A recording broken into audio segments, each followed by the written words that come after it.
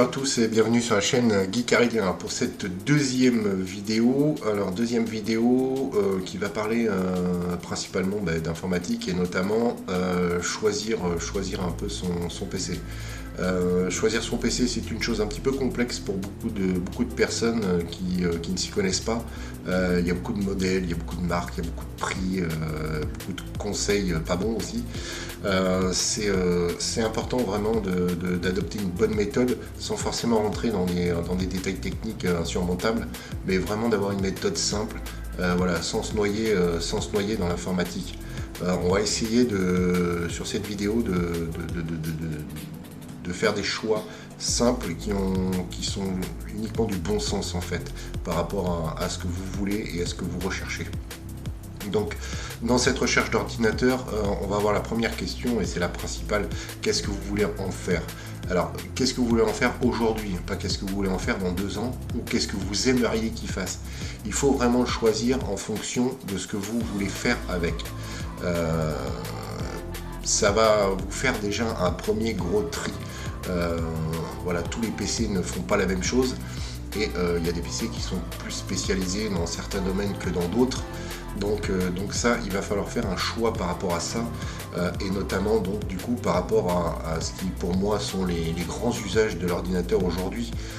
Qu'est-ce qu'on va avoir principalement? On va avoir déjà tout ce qui est internet, bien évidemment, démarches administratives sur internet. Maintenant tout est dématérialisé, donc tout se fait sur internet.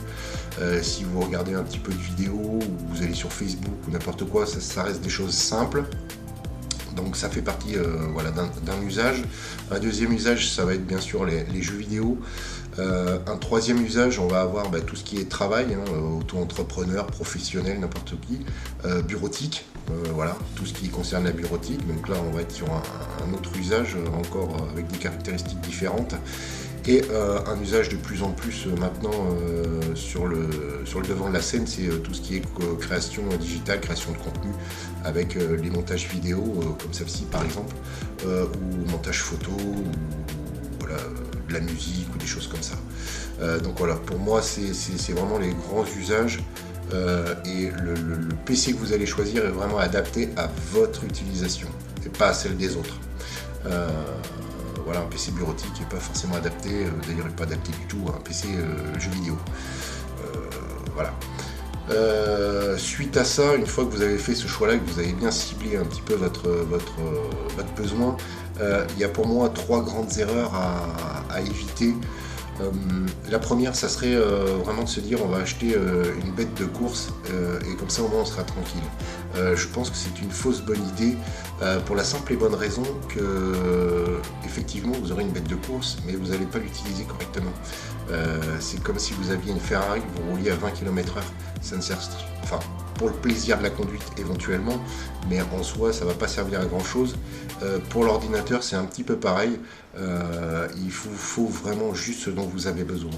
Il n'y a pas besoin d'aller chercher des trucs monumentaux, en plus vous allez dépenser de l'argent pour rien, vous n'allez pas l'utiliser, donc c'est vraiment pour ma part jeter l'argent par les fenêtres.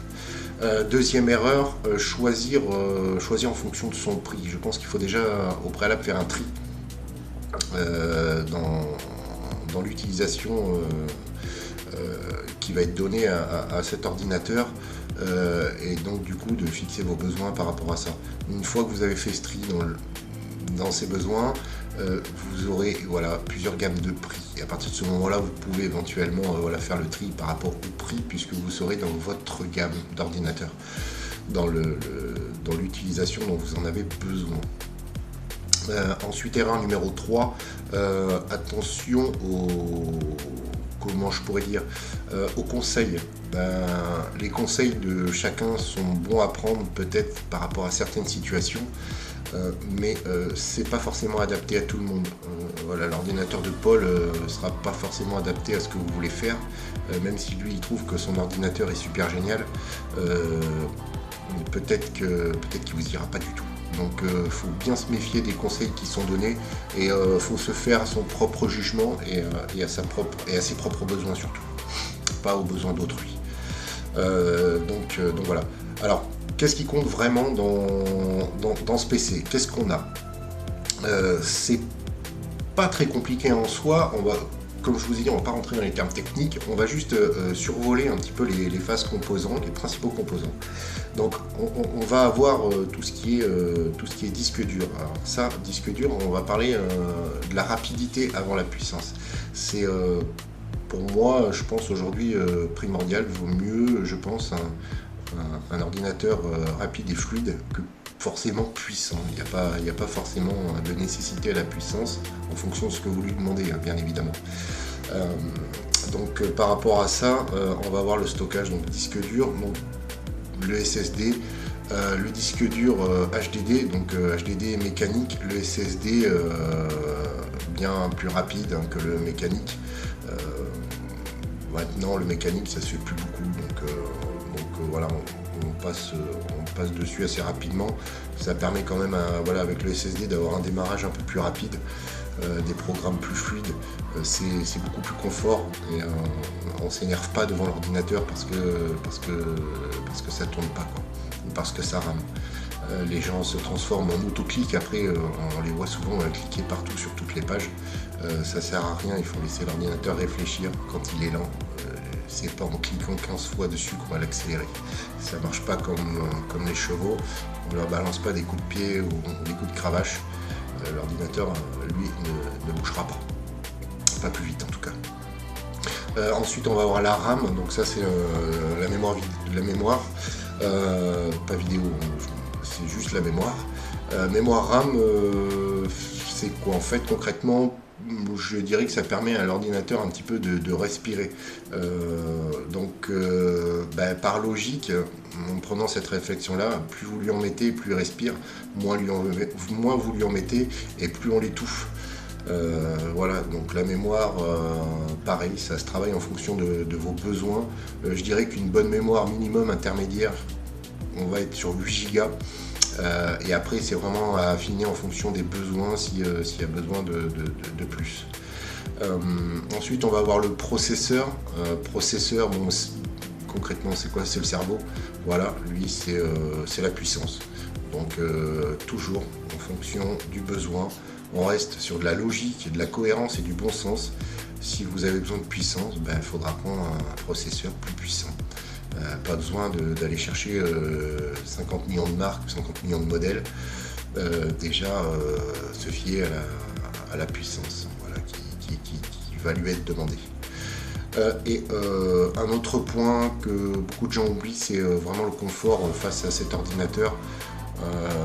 Parce que c'est bien beau d'avoir l'ordinateur, mais en fonction de l'utilité qu'on en a, bien évidemment le confort est primordial aussi. On va y avoir les écrans. En fonction des écrans, ça va faire plus ou moins mal aux yeux en fonction du temps qu'on passe devant.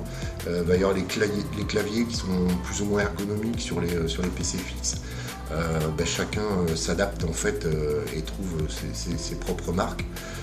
Sur les PC fixes aussi, on a beaucoup le bruit, la chaleur, en fonction de ce qu'on choisit.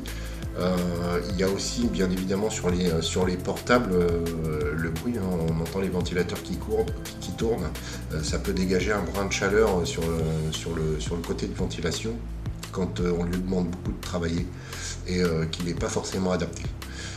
Et ensuite on a la position de travail, la chaise. Concrètement, si vous restez 5 minutes devant l'ordinateur, une chaise de cuisine, c'est nickel. Pas besoin d'investir dans du lourd. Si vous restez 6 heures, une chaise gaming est vivement conseillée. Ça fait moins mal au dos, ça fait moins mal aux jambes, et puis ça fait moins mal aux fesses aussi, accessoirement. Donc après, une fois que vous avez fait tout ça, pensez PC portable, PC fixe. Ça c'est vraiment un choix qui vous appartient en fonction du besoin de mobilité que vous avez. Par définition, un PC portable c'est mobile, un PC fixe c'est fixe. Donc ça, il n'y a pas vraiment de difficulté à choisir. Ensuite,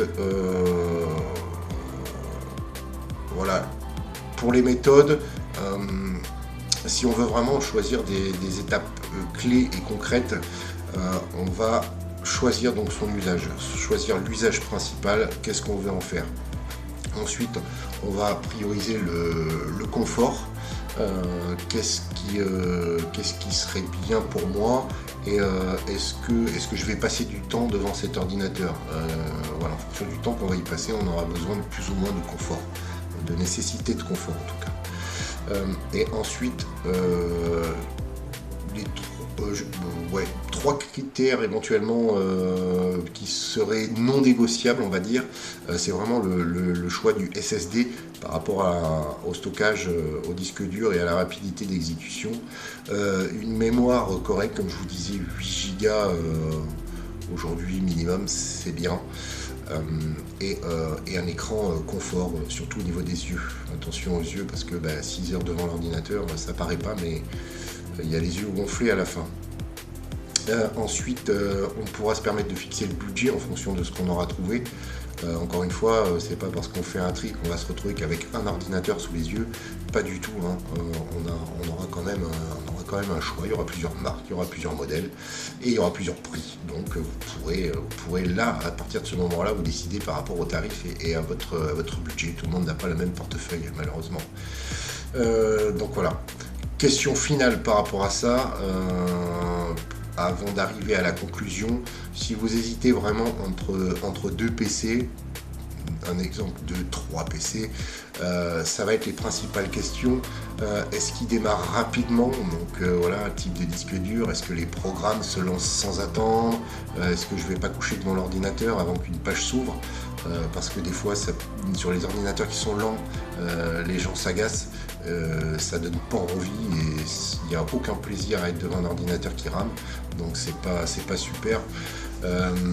Est-ce que l'écran va bien? Est-ce qu'il est adapté, la taille et ainsi de suite? Est-ce qu'il fait pas mal aux yeux à force de rester devant l'ordinateur? Le bruit, donc comme on disait, voilà, le bruit, la chaleur. Est-ce que je vais pouvoir travailler sur mon ordinateur correctement en ouvrant 5-6 fenêtres? Voilà, est-ce qu'il va pas ramer? Est-ce qu'il va pas déconner? Est-ce que ça va pas m'agacer? Concrètement, c'est ça. C'est est-ce que l'ordinateur je le choisis pour ne pas qu'il m'agace. Un bon ordinateur, c'est un bon ordinateur qu'on ne voit pas et qu'on n'entend pas concrètement, principalement dans son utilisation. Hormis en jeux vidéo éventuellement, et encore il y a quand même pas mal de progrès, parce que même les grosses cartes font un peu de bruit, mais on les entend quand même moins qu'avant. Donc voilà. Pour la conclusion, c'est pas compliqué, soit la vidéo vous a aidé un petit peu à faire un petit peu le tri et à vous orienter sur les principales questions à se poser pour faire des choix, soit non, ça peut arriver aussi. Si c'est le cas, n'hésitez pas à commenter, à poser vos questions, on est là, on y répond, il n'y a aucun problème, on peut vous donner des conseils. On ne vous donnera pas de nom de marque, de modèle ou quoi que ce soit, on n'est pas là pour faire de la vente, c'est vraiment à base de conseils. Voilà, on ne travaille pas pour les marques. Donc voilà, donc surtout n'hésitez pas, commentaire.